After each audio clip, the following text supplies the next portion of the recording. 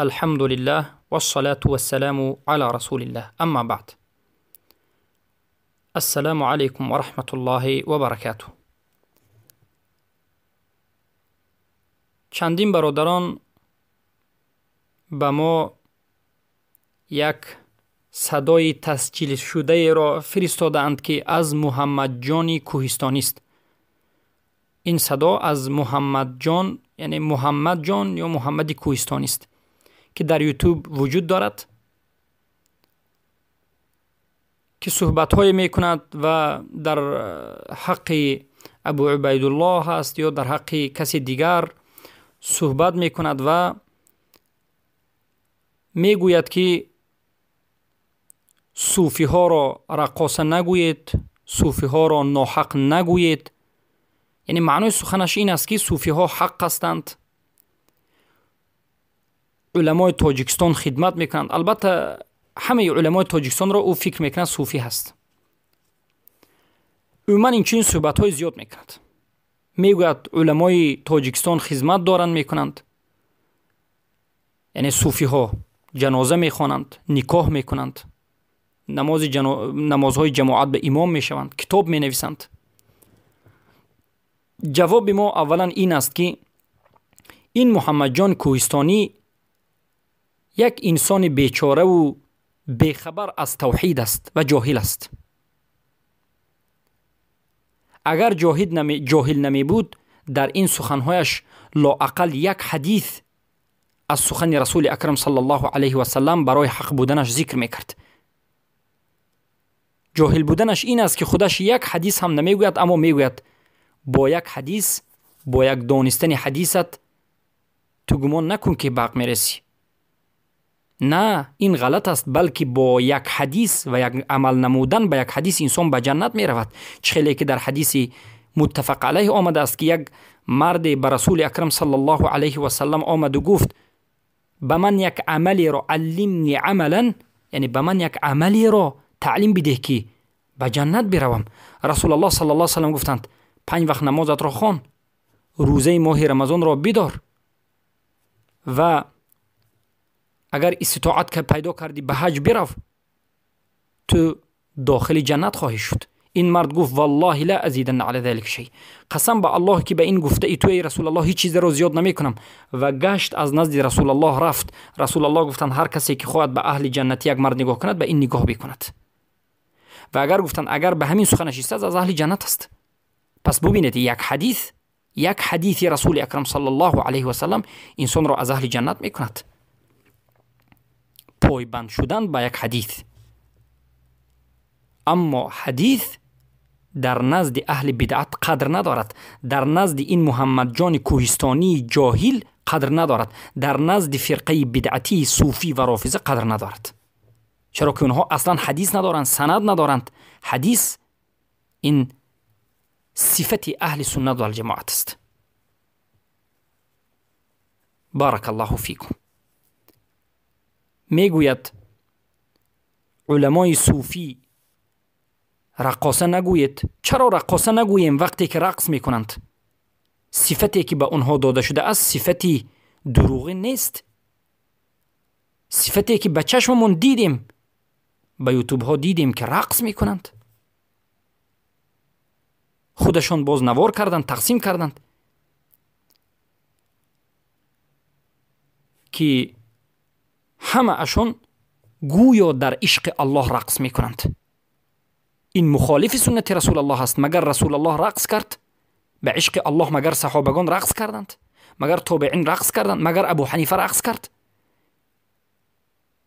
پس این رقص را از کجا یافتند؟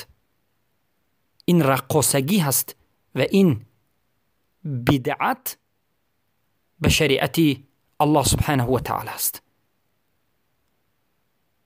پس کسی که رقص میکند این را رقاصه گفته می شود، کسی نباشد. پس صوفی ها اینها کسانی هستند که در این روز رقاصه ها رقص میکنند. مرحمت، اگر خواهید که این سخنی من را عمیق‌تر بکنید، رقص های صوفی نظر بکنید در یوتیوب که کافکازی ها چگونه رقص میکنند، زن و مرد. عرب های صوفی چگونه رقص میکنند، زن و مرد. ترک ها چگونه رقص میکنند، تاجیک ها چگونه رقص میکنند. پس البته این شرمندگی است. اما این بیچاره محمد جان کوهستانی در یک بغل کوه نشسته است. از این کوه دیگر پایان نشده است که حقیقت را فهمد. به نزد عالمی نرفته است که تعلیم بگیرد غیر از علمای کوهستانی خودش. علمای اهل سنت سفر میکردند. امام بخاری سفر کرد به عراق، به خراسان، به ایران و آخرش به مکه و مدینه و در مدینه تعلیم علم گرفت. ابو داود، نسائی، امام مسلم، تبری، همه علما سفر کردند.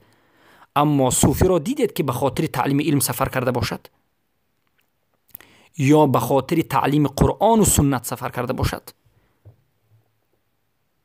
پس علم نمی آموزند، جاهلند و وقتی که جهل فرا گرفت تعصب به وجود می آید و می گوید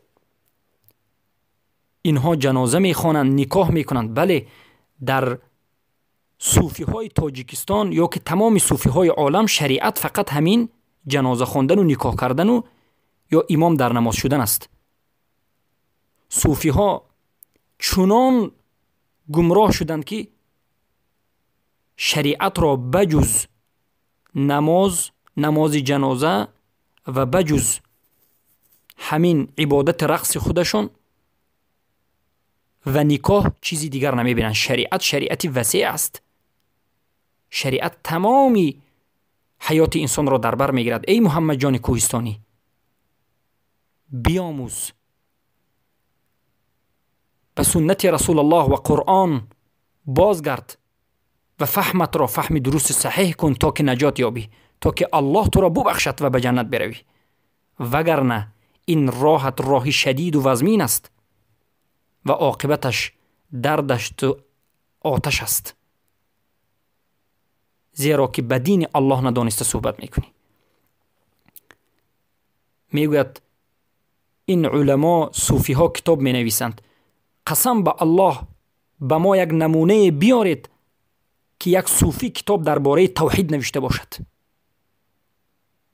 یک صوفی کتاب درباره اسماء الله و صفاتش نوشته باشد، در شناخت الله، در شناخت رسول الله، در شناخت دین کتاب باشد.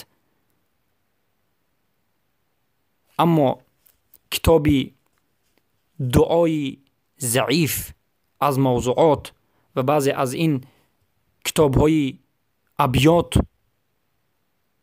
از کتاب‌های بدعت و خرافات بله می نویسند. کتاب نویس زیاد است. کی نمیگوید که اهل بدعت کتاب نمی نویسد؟ رافضه ها میلیون ها کتاب دارد، صوفی ها میلیون ها کتاب دارد.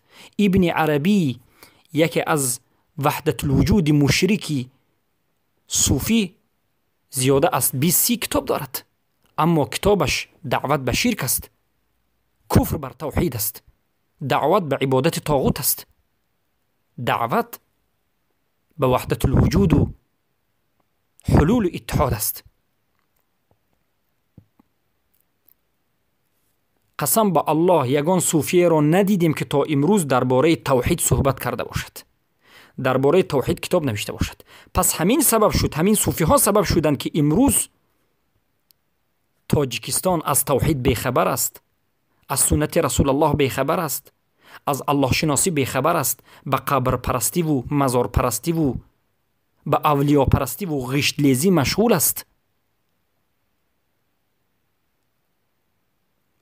اما علمای صوفی باشد دعوتش به سوی رقص است، به سوی خرافات و بدعت است، به سوی شکم پرستی است، به سوی آدم پرستی است و به سوی طاغوت پرستی است.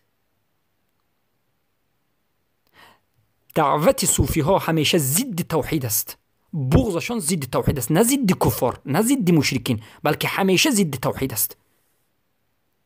از اول پیدایششان تا روز نابودیشون. الله المستعان. این گمراهان باز علمای اهل سنت را گمراه می نامند، علمای اهل سنت را ناحق می نامند. اینها هم از خرسندی استفاده می برند و هم از غمگینی استفاده می برند.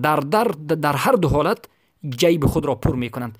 این صوفی ها کسانی هستند که همیشه در پهلوی طاغوتان بودند و هستند و مردم را گمراه کردند، از مفتیاتشان تا آخرین پیروان و تعصبشان. غیر از گمراه کردن انسان دیگر کاری ندارند. پس برادرم و خواهری موحدم، از این نمود صوفی ها خودداری نما. کسی نباشد محمد جان کوهستانی گمراه صوفی یا که از ایشان حکمت اللهی که خفی و خلیل جان و مولوی با یک کسی دیگر از مولوی ها عنان الدین است چیزی هست، اینها همه ضلالت زده گمراه شده و کسی که خودش را صوفی میگوید از اون پرهیز نما که عاقبتت بدبختی خواهد شد. السلام علیکم و رحمت